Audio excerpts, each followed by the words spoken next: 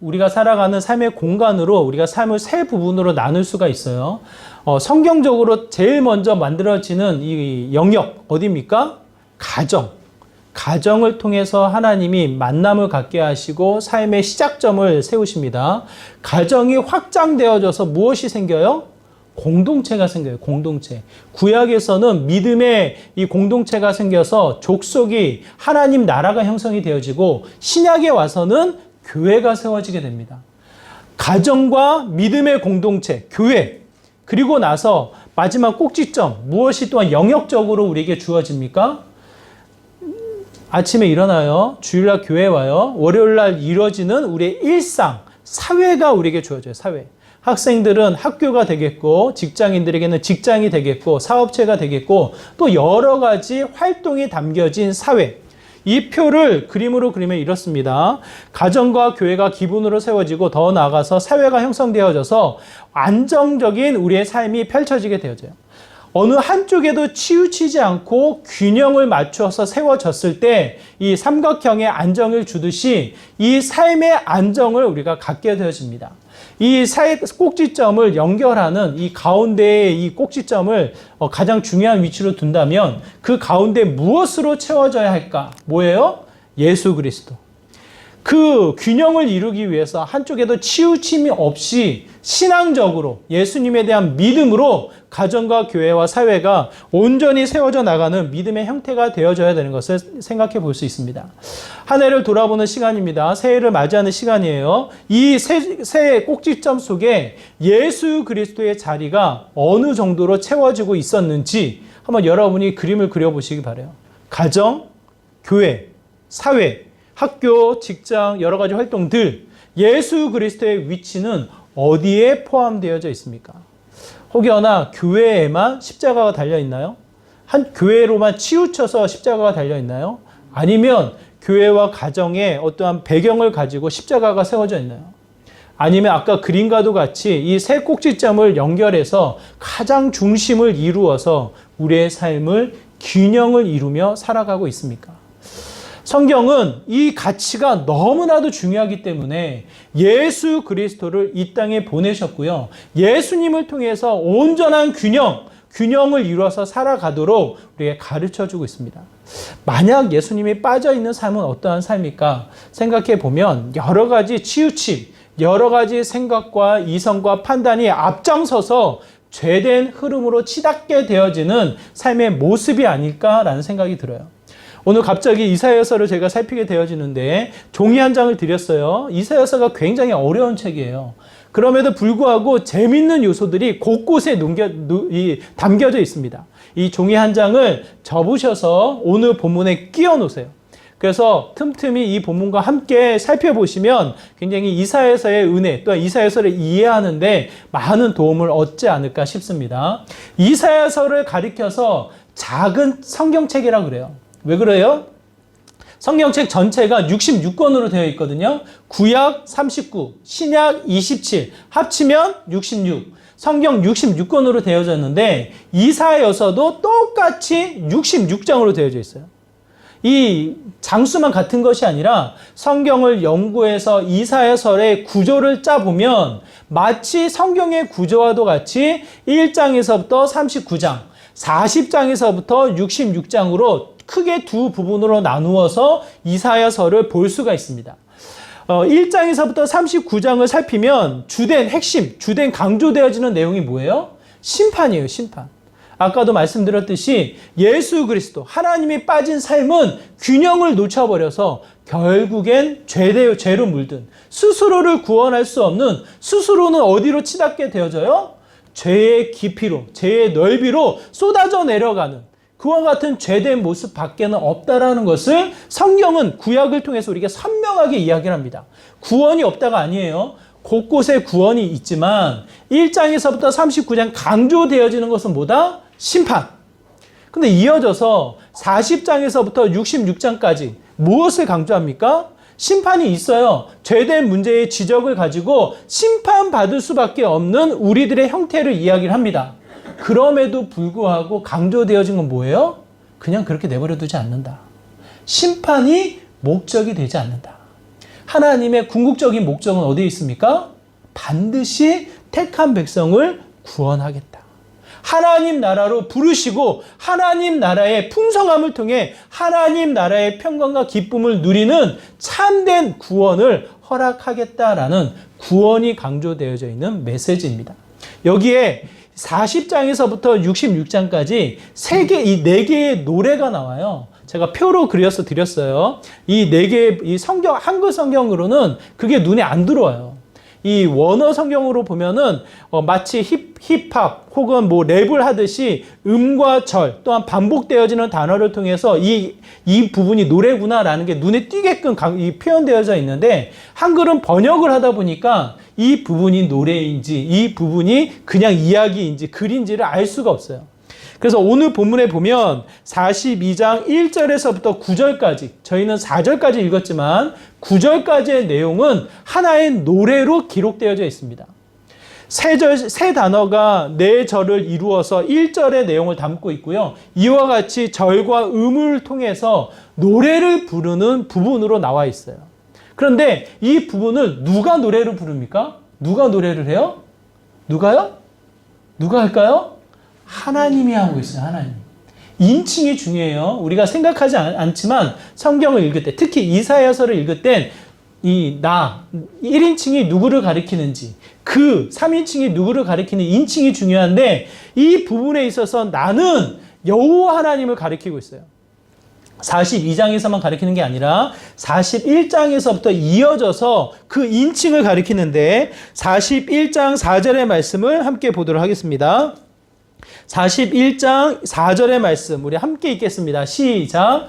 이 일을 누가 행하느냐? 누가 이루었느냐? 누가 처음부터 만대를 불러내었느냐? 나 여호와라. 처음에도 나요. 나중 있을 자에게도 내가 곧 그니라. 여기서 나 누구를 가리켜요? 나 여호와. 나 하나님을 가리켜서 이야기를 합니다. 이어서 42장에 그 하나님이 노래로 이야기를 해요. 마치 노래를 부르듯 이 본문을 우리에게 소개를 하고 있어요. 이 소개의 내용을 통해서 무엇을 우리에게 말씀하고 있는가? 42장, 우리가 읽은 본문을 살펴보기 전에 그 전장, 41장의 배경을 잠깐 살펴볼게요. 41장의 배경이 이렇습니다. 41장 14절에 보니까 이런 표현이 나와요. 버러지 같은 너 야곱아. 버러지 같은 너 야곱아. 긍정적인 표현일까요? 부정적인 표현일까요? 자, 듣기에 좋아요, 나빠요? 이 버러지 같은 야곱아. 듣기 좋아요, 나빠요? 듣기 나쁘죠? 뭔가 부정적인 표현이 그곳에 담겨져 있는 것 같아요. 야곱의 이름을 바꾸십니다, 하나님이. 하나님이 야곱을 만나셔서 싸우시고 야곱이 이겼다고 해서 그 이름을 뭐라고 바꿔요? 이스라엘이라고 바꿔요, 이스라엘. 영광스러운 이름을 야곱이 취해요. 그럼에도 불구하고 굳이 옛날 이름 야곱을 불렀던 것은 뭐예요? 변하지 않는 옛 습관에 놓여져 있는 이스라엘 백성을 가리켜서 야곱아.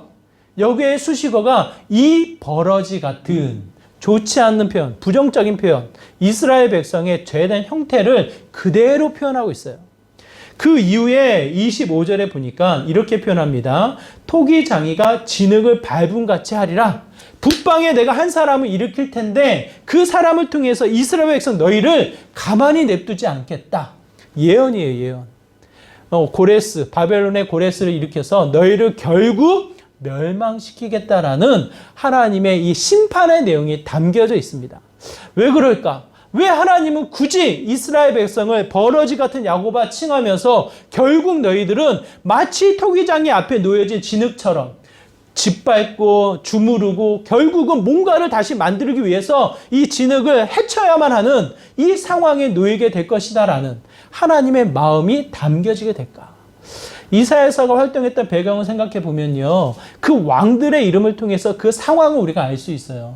이사야서 1장 1절에 이 역사적인 시간의 이 배경을 우리에게 소개하는데 이렇습니다. 제가 읽어드릴게요. 어떤 왕이 몇 명이 언급되어지는지 한번 손으로 세알해 보세요. 유다왕 우시왕, 요담과 아하스와 히스기야 시대에 아모스의 아들 이사야가 유다와 예루살렘에 관하여 본 계시라. 몇 명의 왕이 기록되어져 있어요? 우시야, 요담, 아하스, 히스기야. 이 네 명의 왕이 언급되어 있잖아요. 그렇죠? 그 다음 왕이 므낫세예요. 므낫세. 므낫세는 기록되어 있지 않아요. 우시야 왕 마지막 때에 세움을 얻었고 그 다음 요담, 그 다음에 아하스, 히스기야에 걸쳐서 사역을 한 이후에 므낫세 때 이 열왕기 하를 보면 므낫세 때 이 잘못을 하지 않는 이 많은 사람들의 피를 많이 흘렸다라는 성경 구절이 나오거든요. 마치 그때 이사야가 순교하지 않았을까라는 예상을 해요. 므낫세 때 죽음을 맞이했기 때문에 본격적인 사역의 시작점, 이 어디예요? 우시아에서부터 요담, 아하스, 히스기야를 기록해서 이야기를 합니다. 자, 이스라엘 백성의 상황을 이 왕의 배경, 이사야가 활동하고 있는 이 상황의 배경으로 우리가 생각해 볼 수 있는데 한번 생각해 보세요. 요담, 정직하지만 상당을 제하지 않았다. 하나님을 믿고 하나님 앞에 제사를 드렸지만 그 문화, 이방 신들을 통해서 주어진 문화와 습관을 저버리지 않았다. 요담 왕의 평가예요. 그 다음 아하스의 상황은 좀 독특해요. 북이스라엘이 멸망을 하게 되어져요. 한번 생각해 보세요. 남한과 북한이 이게 경계선을 두고 서로 긴장을 하고 있는데 평양 땅에 다른 나라가 정복을 해서 쳐들어와서 북한을 멸망을 시켰어. 그러면 우리 남한은 어때요? 기뻐요? 평안해요? 즐거워요? 어때요? 대치되어진 북한이 없어지니까 우리 애는 안전해요? 그렇지 않죠. 그 북한을 멸망시킨 나라가 또 우리나라를 쳐들어올까 긴장과 두려움을 갖게 되어져요. 그 상황이 아하스 왕의 시대예요. 아하스 왕. 북한을 멸망시킨 아수르 왕이 쳐들어올까 이제 그 아수르의 왕의 눈치를 보기 위해서 어떻게 합니까? 조공을 바치는 시간. 시간이 좀 지나요. 아수르 왕에게 계속 조공을 바치니까 눈덩이 같이 커져가. 그 마음이 어떻게 돼요? 이 아수르 왕에게만 조공을 바칠 게 아니라 한번 싸워봐야겠다. 누구에게 조공을 바칩니까? 밑에 나라 애굽 왕에게 조공을 바쳐서 야 우리가 그냥 이렇게 지고만 있을 수 없잖아. 우리가 한번 제대로 싸워봐야 되지 않겠냐? 그 조공을 애굽에게 바쳐서 우리나라를 좀 도와줘라. 아하스 왕이 여기 붙었다 저기 붙었다 눈치 작전으로 국제 정세가 혼란기에 놓여져 있는 상황을 보게 되어집니다. 그 상황에 하나님을 신실하게 하나님을 온전히 믿었다면 참 좋았을 것 같은데 그 두려움이 그렇게 가만히 내버려 두지 않아요. 아하스 왕을 가리켜서 악한 왕이었다, 악한 행실을 했다라고 해서 아하스를 평가를 합니다. 그 다음 왕이 누구예요? 히스기야. 한번 생각해 보세요. 히스기야는 정직히 행했다고 하나님이 이야기해요. 종교적으로도 개혁을 일으켜서 모든 산당을 제해버리고 하나님에게만 제사를 드리도록 종교적으로 업적을 남겼어. 정치적으로도 안정을 취하는 시간이에요. 이제 아수르 왕이 쳐들어가고 귀찮게 하지 않고 바벨론 왕이 점점점 커져가다 보니까 아수르 왕은 이 바벨론을 경계하다 보니까 이 남유다 이스라엘 백성에게 신경을 덜 쓰게 되어져요. 그런 과정 속에 남유다 히스기야 왕이 다스리는 시대에는 정치적으로도 안정을 취하는 상황이에요. 종교적으로 안정을 취하고 정치적으로도 안정을 취한 상황 속에 병이 들어요. 병이 들어서 죽을 것만 같은 상황에 놓이지만 특별한 개인적인 은혜를 누리게 됩니다. 이대로 그냥 죽게 두지 않으시고 하나님이 이 해를 멈추게 하셔서 그의 생명을 연장시키셔요. 자, 히스기야의 이 상황 어떠한 마음이 들까요?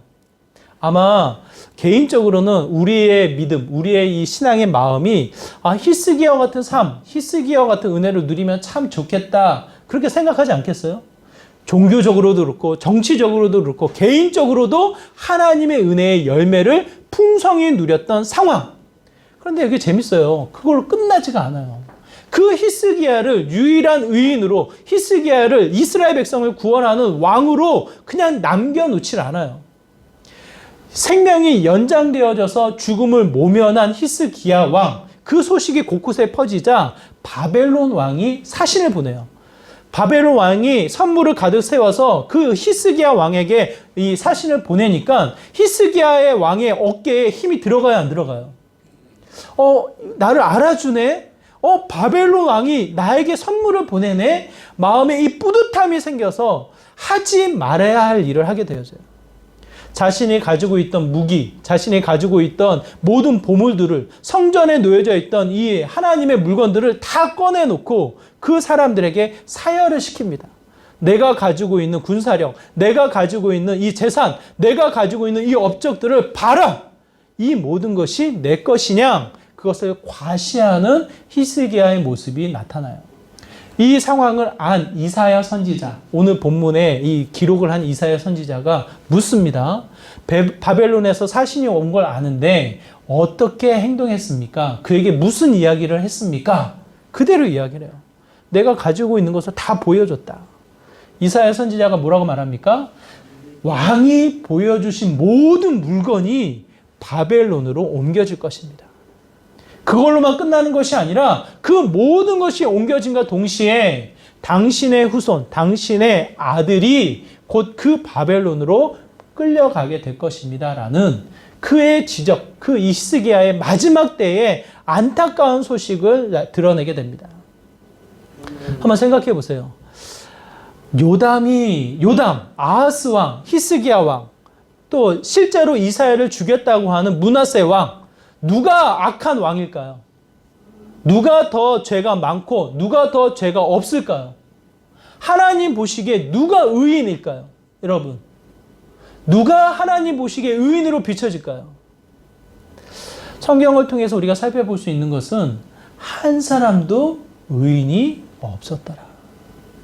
버러지와도 같은 야곱아, 결국 토기장의 안에 놓여진 진흙과도 같이 너희를 짓밟고 너희를 다시 만들어야만 하는 심판에 임할 수밖에 없는 이 죄된 모습밖에는 없다라는 이 이야기를 이스라엘의 역사를 통해서 또한 41장의 배경을 통해서 우리에게 말씀하고 계셔요.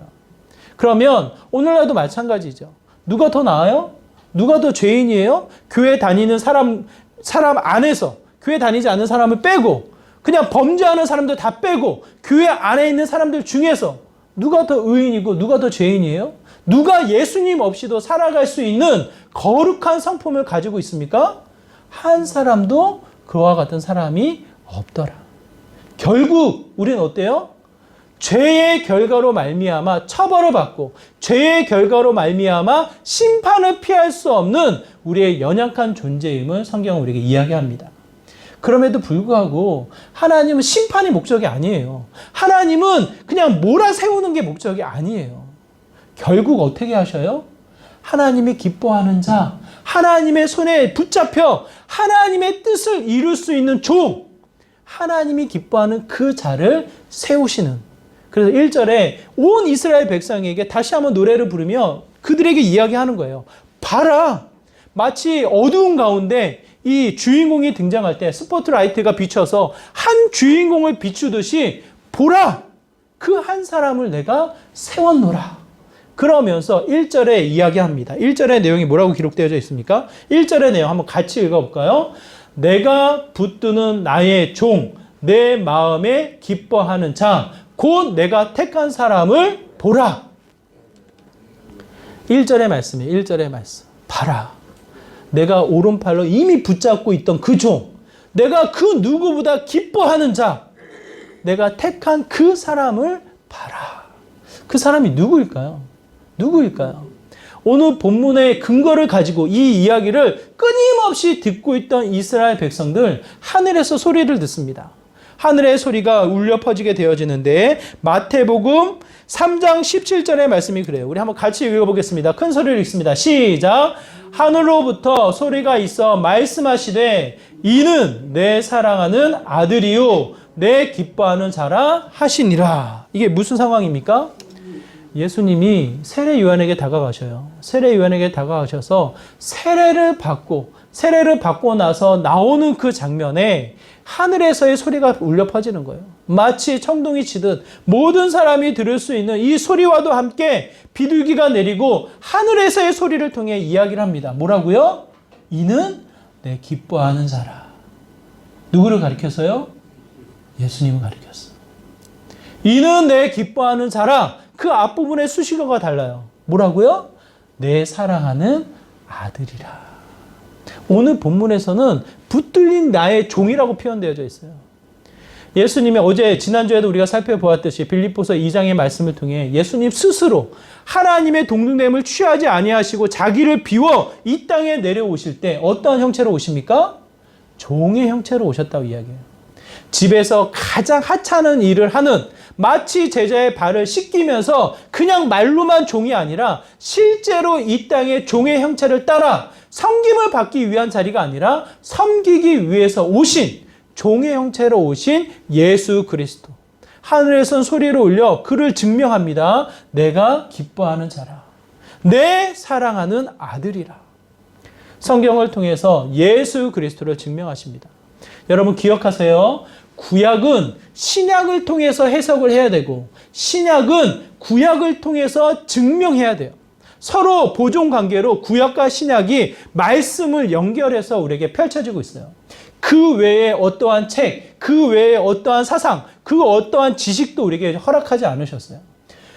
오늘날 성경이 한 권으로 되어 있어서 앞뒤 그냥 찾아보기 쉽죠. 이 구약에는 신약이 없었고 신약에는 구약 책이 없었어요. 파피루스라고 해가지고 가죽의 글을 쓰든지 아니면 우리가 알고 있는 이런 우리나라에 있는 나무가 아니라 단단한 나무, 썩지 않는 나무에 글을 써서 이걸 두루마리로 해가지고 이 책이 한 권으로 되어 있는 게 아니라 여러 가지의 이 두루마기로 되어 있어요. 우리가 쉽게 이사야를 피고 마태복음을 펴서 이게 똑같네 이렇게 찾을 수 있는 내용이 아니에요. 그럼에도 불구하고 들었고 새겼고 알고 있던 말씀이 예수님의 이 하늘에서 울리는 소리를 통해 증명이 되어지는 거예요. 어떻게 해요?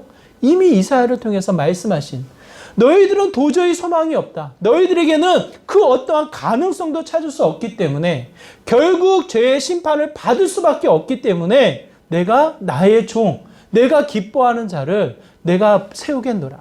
그를 보라. 그 말씀의 메시지를 기억하고 있다가 예수님이 세례받고 올라오시는 그 자리에 하늘의 소리를 통해서 증명하게 되십니다. 더 나아가 마태복음 12장 15절에서부터 17절의 말씀, 좀 긴 말씀인데요. 예수님의 흔적을 통해서 이렇게 이야기합니다. 마태복음 12장 15절에서 17절 우리 한번 같이 읽어볼까요? 시작. 예수께서 아시고 거기를 떠나가시니 많은 사람이 따르는지라 예수께서 그들의 병을 다 고치시고 자기를 나타내지 말라 경고하셨으니 이는 선지자 이사야를 통하여 말씀하시는 바. 그 다음에 내용이 나와야 될 거 아니에요. 그렇죠? 18절에서부터 21절까지의 말씀, 21절 마지막에 이렇게 되어 있어요. 이루려 하심이니라. 이사야를 통해서 말씀하신 바를 이루려 하심이니라 라고 표현되어 있어요. 18절에서부터 21절까지의 말씀이 무슨 말씀이냐면 방금 우리가 읽은 이사야서 42장 1절에서부터 4절의 말씀이 요약돼서 나와요. 제가 읽어드릴게요. 마태복음에 나와 있는 말씀이 이래요. 보라, 내가 택한 종 곧 내 마음에 기뻐하는 바 내가 사랑하는 자로다. 내가 내 영을 그에게 줄 터이니 그가 심판을 이방에 알게 하리라. 그는 다투지도 아니하며 들레지도 아니하리니 아무도 길에서 그 소리를 듣지 못하리라. 상한 갈대를 꺾지 아니하며 꺼져가는 심지를 끄지 아니하기를 심판하여 이길 때까지 하리니 또한 이방들의 그의 이름을 바라리라 함을 이루려 하심이니라. 누구를 가르쳐 하시는 말씀이에요? 예수님을 가르쳐 하시는 말씀. 예수님을 가르쳐. 하늘의 궁창의 소리를 통해서 그 예수 그리스도를 다시 한번 증명하여 말씀하고 계시고 예수님의 이 흔적, 예수님이 고치시고 그 누구에게도 알리지 않는 예수님의 흔적을 통해 무슨 말씀을 이루게 하심이라? 이사야 선지자가 이미 하신 그 말씀을 이루려 예수님을 세우셨고 예수님을 증명하셨다라고 표현을 합니다. 수많은 이단들이요. 이사야서 42장의 말씀을 가리켜서 그가 나다. 이렇게 헛된 이 신앙, 헛된 거짓된 이야기를 하고 다니면서요. 또 다른 이단들을 만들어내요. 그들의 생각은 또 다른 책, 또 다른 근거를 통해서 이야기를 해요. 구약과 신약에 연결되어져서 가르치고 증명하는 분은 딱 한 분. 누구십니까? 예수 그리스도. 그 분을 이 땅에 보내셨고 그분을 통해서 우리에게 주시는 내용이 뭐예요? 3절의 말씀이 그래요. 3절의 말씀. 우리 3절의 말씀도 한번 읽어볼까요? 함께 있습니다. 시작. 상한 갈대를 꺾지 아니하며 꺼져가는 등불을 끄지 아니하고 진실로 정의를 시행할 것이며. 자, 여러분, 갈대를 한 번이라도 꺾어 보신 분? 꺾어 보셨어요? 안 꺾어 보셨어요? 너무 소중하고 너무 예쁘고 그래서 안 꺾어 보셨어요? 자, 꺾어 보셨는데 어떠한 갈대를 꺾으셔요? 어떠한 갈대를? 야, 우린 함집사님밖에 없어요. 우리 교회는. 저는 함집사님이 너무 좋습니다. 갈대를 꺾을 때 어떠한 갈대를 꺾어요? 어떠한 갈대를?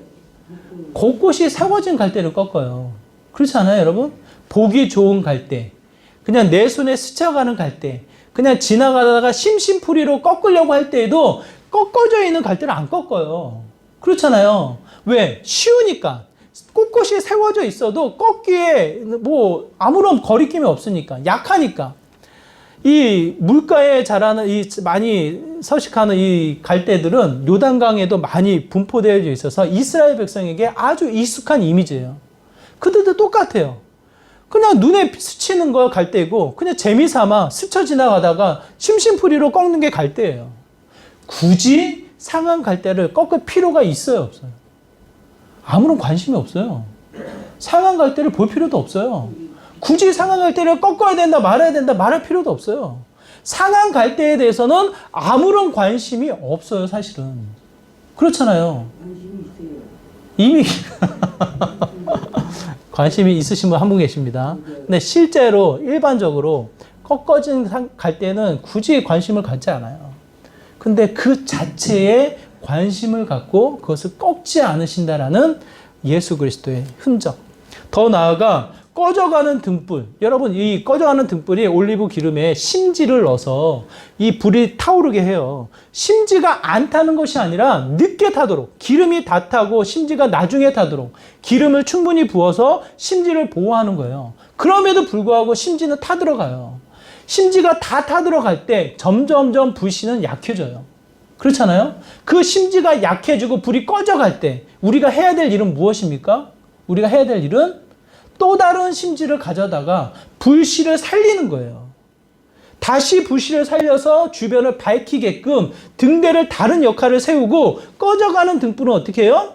치워버리는 거예요. 다 사용이 됐기 때문에 꺼지는 거예요.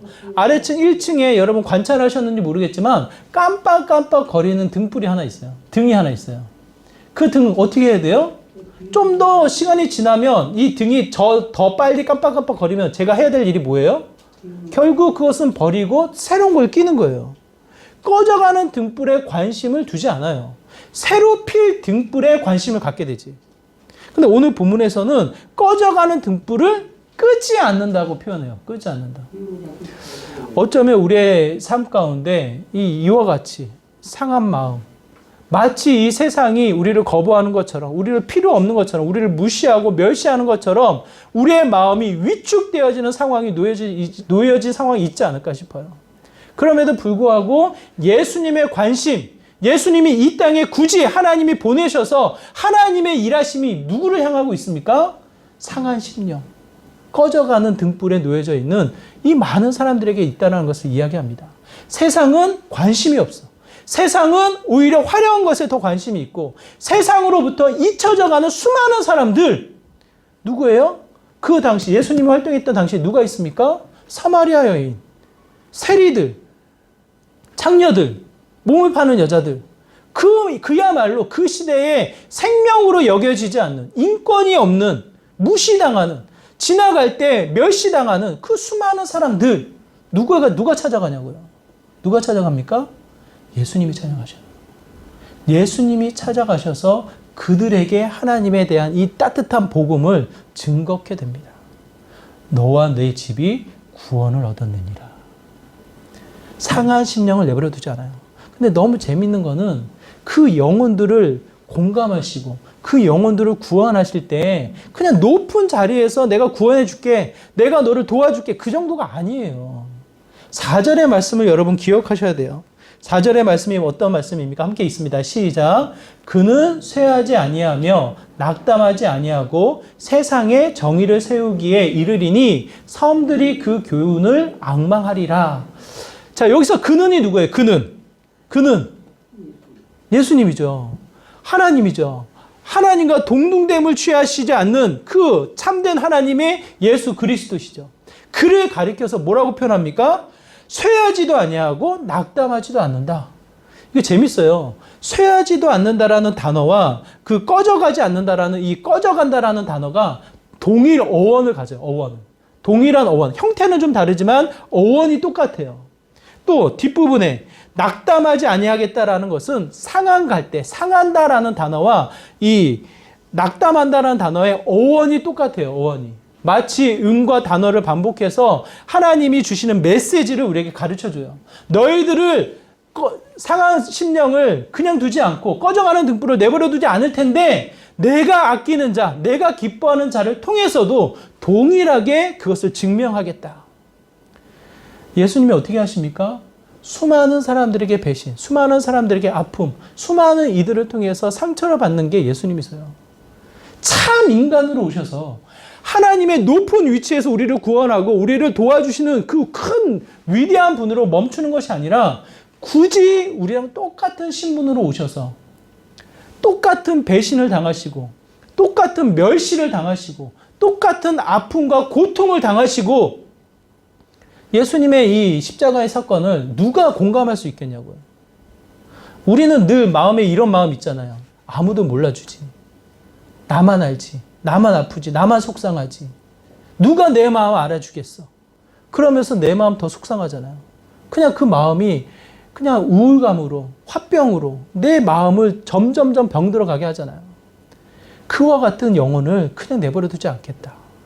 예수님이 이미 그 상황을 경험하시고 그 모든 것을 아시고 그 자체로 우리를 다시 세우시는 분이 예수님이시라고 성경이 우리에게 말씀해 주고 있어요. 어떠한 위인, 어떠한 이 히어로, 영웅을 우리에게 보내서 우리를 구원하시는 게 아니라 똑같은 자를 우리에게 보내신다. 여러분 한번 생각해 보세요. 1절에 보라! 이와 같은 분을 내가 세우겠다라고 하면 바로 이어질 게 뭘까요? 그의 어떤 웅장함, 그의 힘, 그를 따르는 수많은 사람들, 그렇지 않겠어요? 근데 2절에 보면 이렇게 이야기해요. 그는 외치지 아니하며 목소리를 높이지 아니하며 그 소리를 거리에 들리게 하지 아니하며. 아까 예수님이 마태복음 12장에 보면 예수님이 고치시고 그 사람들의 입을 다물게 하시잖아요. 떠들지 못하게 하시잖아요. 자신을 찬양하고 자신을 드러내는 일을 전혀 하지 않으셔요. 왜 그래요? 왜 그래요? 낙담한 자, 상처 입은 자를 찾아가는 게 예수님이기 때문에. 히어로로 남는 게 예수님이 아니기 때문에 그 낙담한 자를 찾아가고 그의 삶, 그의 마음을 같이 공감해 주시는 분이 예수님이시기 때문에 그래요. 그 분이 이 땅에 예수님 같은 분이 누가 있겠냐고요. 그래서 성경은 우리에게 말씀하십니다. 그가 오실 것이고 그가 오심으로 말미암아 우리가 구원을 받았느니라. 우리의 낙심, 우리의 이 좌절, 우리의 이 여러 가지 형태의 답답함을 다시 한번 기억하세요. 그 자리에 예수님이 하신다. 그 자리에 예수님만이 임하셨다. 그만이 우리의 유일한 소망이 된다. 중요한 거, 분명한 이 증명을 우리에게 보여주시기를 그럼으로 말미암아 무엇이 세워집니까? 1절에 보니까 무엇이 세워져요? 정의를 베풀리라. 3절에 보니까 뭐예요? 정의를 시행할 것이요. 4절에 보니까 정의를 세우기에 이르리니. 무엇을 의미합니까? 예수님이 결국 약한 자들, 그들의 억울함, 그들의 이 상한 마음을 다 아시고 마지막 순간에 세우는 것은 무엇입니까? 정의를 세우신다라고 표현해요. 자, 여러분 생각해 보세요. 골고다의 십자가, 골고다 언덕에 죽음을 당하신 예수 그리스도의 십자가 무엇을 표현합니까? 그 당시에 예수님이 처형당한 그 당시에 정의예요, 정의. 의예요, 의. 그냥 길 가다가 아무나 붙잡아 놓고 십자가 달려 죽게 만든 게 아니라고요. 대제사장을 통해서 또한 수많은 종교의 리더들을 통해서 마지막 이 총독을 거쳐서 마지막 빌라도 총독을 거쳐서 재판을 거쳐서 처형을 당한 장면이에요. 그 자리에 십자가에 달려 죽으신 예수 그리스도세요. 그 당시에는 재판을 통해서 처형을 당한 정의와 의가 상징되어지는 게 골고다의 십자가의 언덕이에요. 정의. 근데 우리가 살펴보고 우리가 아는 대로 그 자리가 정의로 우리가 표현할 수 있겠습니까? 의로 표현할 수 있겠습니까? 수많은 음모와 거짓과 왜곡과 여러 가지 이 잔인함이 담겨져 있는 게 골고다 십자가 아니겠어요? 수많은 사람들이 외칩니다. 그 빌라도가 명절을 맞이해서 한 사람 풀어주겠다. 누구를 풀어주겠냐? 당연히 예수라고 생각했는데 수많은 사람들이 누구를 풀어달래요? 그 당시에 유명한 강도를 풀어달래요. 그 유명한 강도를 풀어주고 예수님은 십자가에 못 박으라고 이스라엘 백성이 외쳐요. 그게 그 당시의 정의입니까? 그렇지 않아요. 오늘날 우리가 살아가는 형태도 많아요. 여러 가지 사회의 흐름들, 경제적인 원리들, 열심히 공부하면 성공해야죠. 열심히 일하면 나름대로 이 시대의 가치를 쌓아가며 살아가야죠. 인정받고 여러 가지 형태로 우리가 살아가는 게 이 시대의 정의와 의로 우리가 판단할 수 있겠습니까? 법정에서 재판을 받고 정부에서 뭔가 이 벌칙금이 내려오면 아, 정의로구나. 우리가 그렇게 인정할 수 있겠어요? 여러 가지의 약속과 질서를 지켜나가는 것이 우리들의 모습이지만 진정한 정의, 진정한 도, 진정한 의는 무엇을 통해서 세워집니까? 예수 그리스도. 우리의 억울함조차도, 우리의 답답함조차도 예수 그리스도를 통해서 세워진다는 것을 성경은 우리에게 가르쳐주고 있습니다. 여러 가지 형태의 우리들의 모습은 죄에 물들어져 있는, 죄로 인해서 또 한 번 오염되어져서 낙심되어지고 두렵고 떨리는 이 연약한 마음 밖에는 없어요. 그냥 교회 끝나고 각자의 집으로 돌아가면 또 우리의 일상, 이 사회로 돌아가면 우리의 삶은 어때요? 쪼그러들어요. 위축되어져요. 왜? 이 죄라는 근성이 가만히 내버려두지 않기 때문에. 그래서 굳이 하나님은 예수 그리스도, 본인이 사랑하는 아들, 정말 가장 낮은 신분으로 가장 기뻐하는 자를 이 땅에 보내셔서 다시금 약한 자들, 상한 자들, 낙심한 자들을 구원하고자 이 땅에 예수 그리스도를 보내신 것을 보게 되어집니다. 여러분 주변에 이 믿음의 사람들을 살펴보세요. 뭐 위대한 위인들 말고요. 정말 주변에 살아있는 사람들, 혹여나 지금 믿음을 갖고 있는 사람들, 인생의 역전을 하신 분들이 많아요. 정말 낙심할 그 상황에 낙심하지 않고 꿋꿋이 신앙 지키며 살아가는 분들 많아요. 그와 같이 그를 구원하고자 죽어서 천국 가는 구원 말고요. 여러분의 인생의 구원을 위해서 이끌어 나가시는 그 예수님을 지금도 일하시는 것을 우리에게 증명하고 있습니다. 전에도 제가 말씀드린 것 같은데 키 131cm밖에 되지 않는 이혜영 선교사님. 아버지가 태어나자마자 딸이라고 술 먹고 와가지고 이 아기를 그냥 떨어뜨려 버려가지고 말이 떨어뜨린 건지 던져가지고 척추장애를 얻게 돼요. 척추장애. 131cm밖에 자라지 않아요. 예전에 그 장애를 가지고 어떻게 살아갈 수 있냐고요. 나름대로 열심히 해서 기술을 맨 처음에 배웠고 기술을 배우면서 야간학교에서 영어를 배우는데 영어 선생님이 물어봐요. 야, 너 다시 태어나서 장애가 없는 모습으로 태어나길 원하지 않니? 그렇게 물어봐요. 정말 진심 어린 이 열심히 하는 이 아이를 보고 이 선생님이 그 마음을 가지고 물어보지 않았겠어요? 안타까운 마음에 다시 태어나서 장애가 없는 모습으로 태어나면 참 좋겠다라는 마음을 가지고 물어봐요. 그러면 좋지 않겠니? 그 아이가 그래요. 괜찮아요. 지금도 좋아요. 왜 그래요?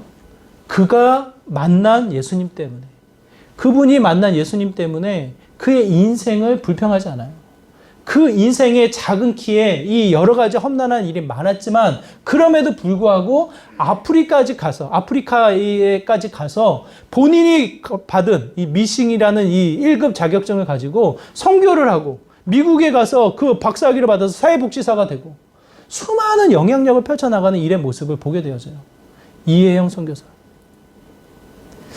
그의 삶을 통해서 우리가 살펴보면 지금도 활동하고 있어요.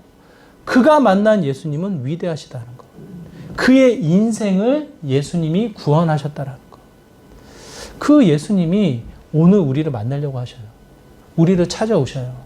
나의 낙심된 그 상황 속에, 나의 두려운 그 상황 속에 찾아오셔서 정말 이방인들도 인정하는, 이방인들도 세상이 인정하는 정의를 세워나가는 분이 예수님이시라고 성경은 우리에게 말씀해 주고 있습니다. 그분을 통해서 다시 한번 우리가 소망할 수 있고요. 그분을 통해서 다시 한번 우리가 기대를 하는 2022년도를 맞이할 수 있지 않을까 싶어요. 가만히 내 자신을 보면 소망이 없어. 이 사회의 흐름을 보면 어디에 마음을 둬야 될지, 어디에 집중을 해야 될지 너무 혼탁해. 보이지가 않아요. 너무 분주해. 일이 너무 많아요. 이건가? 뭔가 열심히 하지만 두려워요. 왜? 확신이 없기 때문에. 지금 저와 여러분이 처한 시대의 흐름이에요. 무엇이 확실한 겁니까? 무엇이 우리에게 소망이요, 생명이요, 유일한 가능성이 됩니까, 여러분? 이미 하나님이 아시고 심판밖에 없다는 것을 아시고 예수 그리스도를 보내시겠다. 그리고 그분이 오셨고, 그리고 그분이 친히 우리와 함께 하시는 인생을 우리에게 허락하셨습니다.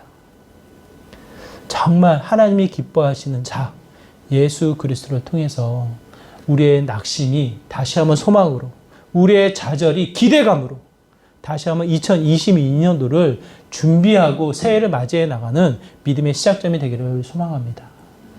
우리를 위해서, 나를 위해서 예수님이 오셨어요. 오신 예수님을 통해서 다시금 내 삶이 의로 새로워지는 것을 기대하시고 주님 앞에 더 가까이 나가는 믿음의 거룩한 시간 되시기를 주님의 이름으로 축원합니다. 말씀을 기억하면서 함께 기도하기 원합니다. 나의 낙심, 나의 좌절, 혹여나 꺼져가는 등불과도 같은 답답한 상황들 주님 앞에 다 내려놓습니다. 예수 그리스도를 만나게 하시고 예수 그리스도를 통해서 소망을 품게 하여 주시고 나를 위해서 오신 예수님 다시 한번 그분을 통해 온전한 의, 정의를 세워나가는 믿음의 삶이 되게 하여 주시옵소서라고 나의 삶을 두고 이 시간 간절한 마음으로 함께 기도하며 나가도록 하겠습니다. 기도합니다.